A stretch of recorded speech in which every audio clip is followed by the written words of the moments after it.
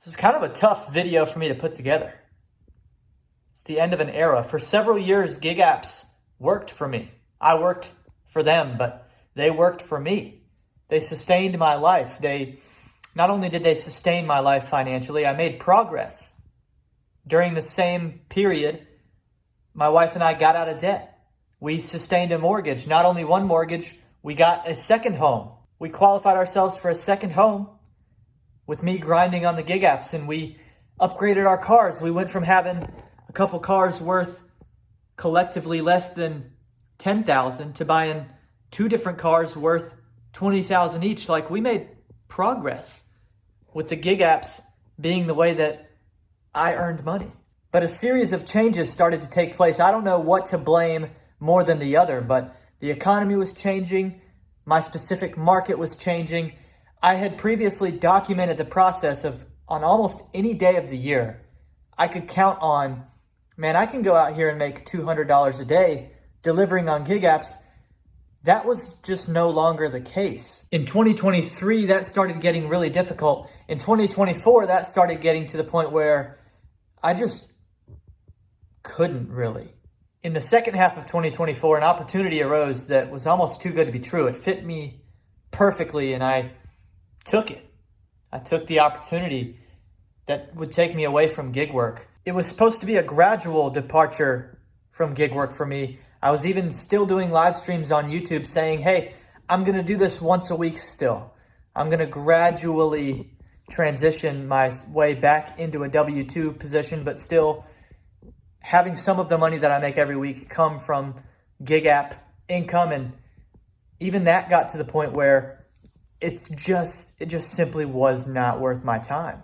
Fast forward to present day 2025, I've realized that, man, had that opportunity not presented itself to me months ago, right now, I'd have been finding something else to do anyway.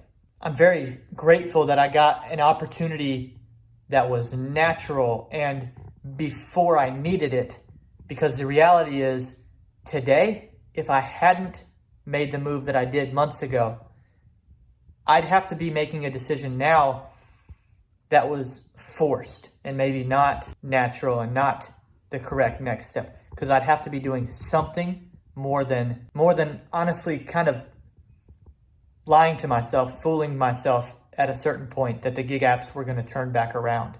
Recently, I turned the food delivery gig apps on just to check them out, and I turned them on for 1 hour in prime time, like dinner time, 5:30 to 6:30 p.m. in the same market that had sustained me for quite a while. And in that hour, I received one offer, $4 for 8 miles. That was the only offer I even received. And that's when I knew there's no point in me even having these apps on my phone anymore. It's time to delete these apps off of my phone altogether. That's what we're going to do today. I obviously declined that $4 offer before closing the app for the final time, which meant that the final actual gig work that I did complete was a Rover client that stayed at my house over the holiday, through Christmas, through the new year. The final money that I ever made was taking care of Muffin and Nova, which are pet clients that have been on my channel before. If you're a consistent watcher of my channel, you may remember those dogs. Those were the last gig economy dollars that I will technically make. It is officially time to say goodbye and mass delete these apps. Here we have all my gig apps all in one place. 2 different pages. 13 different apps. They're all about to go. We'll delete them one by one. Some of these, like Point Pickup, I never even used. I had some apps recommended to me, and I did some of the onboarding, and I never even made $1 off the app. I never worked for Point Pickup. Roadie, same story. I never did a roadie. WAG, wow, I actually lost money on WAG Caregiver because you have to pay for your own background check, just like you do on Rover. And I did it. I did the background check and never actually accepted a WAG client, therefore losing money on the app. Rover, I made good money off Rover, but time to remove the app. Delete. We're down to 9. Don't ask me why Amazon Flex is still even on my phone. I don't have an answer for you. No comment. I'm deleting Amazon Flex probably 3 years after I should have. VHO, again, never used it. Never used it. Instacart Shopper, I think I'm still on their wait list. I think I was waitlisted for like 3 years. So again, never used it. That's crazy. Half of these apps I never even used. So I haven't even deleted anything super significant yet other than Rover. GoPuff, never used it. Gone. Shipped. I did like accept an order once, but I never completed it.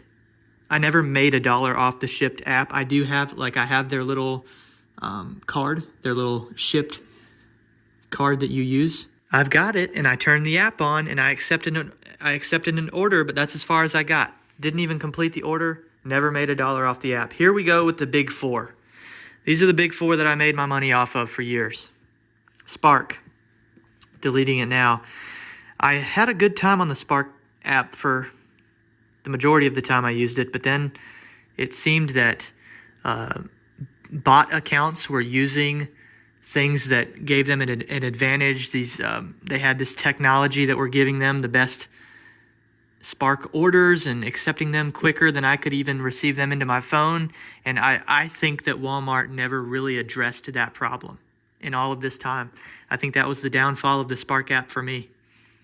I could never get the good orders because bot accounts were stealing them all. It's time now for me to delete the apps. Grubhub. I was on Grubhub's waitlist for over a year. Finally got approved and into the app. Made a bunch of money off of it, but it's time to delete the app. Uber. Mixed feelings about Uber. But there it goes. And finally, oh man, this one's actually hard for me to do. Yeah, it's hard for me to even press the button. Dasher, DoorDash Dasher. This is the one. This one carried my income for quite a while. Oh man, this is a tough moment, but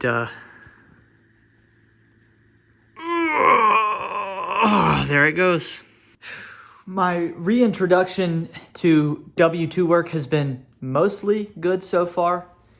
I started actually also with a gradual transition. At first I took a job at an ice cream shop.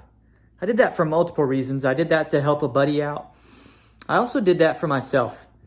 And less for the money than anything else. The money is not why I took the job. I took that opportunity as a way of sort of warming back up to the idea and the reality of having a boss again, having a schedule that matters again, having stakes associated with the schedule. Because even if you schedule yourself on DoorDash, if you don't do it, who cares? Nothing happens. Whatever. If you don't show up to an ice cream shop shift, there are people that are let down by that. I had to take those shifts in the ice cream shop as a way of sort of getting reps in, getting warmed back up, literally, to answering to other people. Since as a gig economy driver, I was my own boss for several years. It helped me when my actual career opportunity came later. Now I no longer even work at the ice cream shop. But the ice cream shop shifts were low-key kind of vital for me. They got me back into not demonizing W-2 work, not being convinced that I would hate ownership or bosses. I had a great relationship with them. It got me comfortable again with answering to others. And I needed that. I needed that before I started my next real opportunity. The casino that I work at now, it's mostly going well. It's mostly going very, very well. It's not perfect. Believe it or not, I know you guys watching me absolutely love and adore me, but not everybody does. And it's why I needed to get used to having a boss at the ice cream shop, because even still, I'm dealing with this, where I'm used to being my own boss. Following the chain of command to me for several years has meant myself, the lowest level employee in my everyday was me, and the CEO of Welty Incorporated was me. And I still feel that way.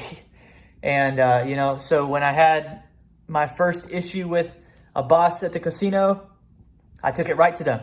I said, I did not appreciate that. This is what we're going to do from here on out.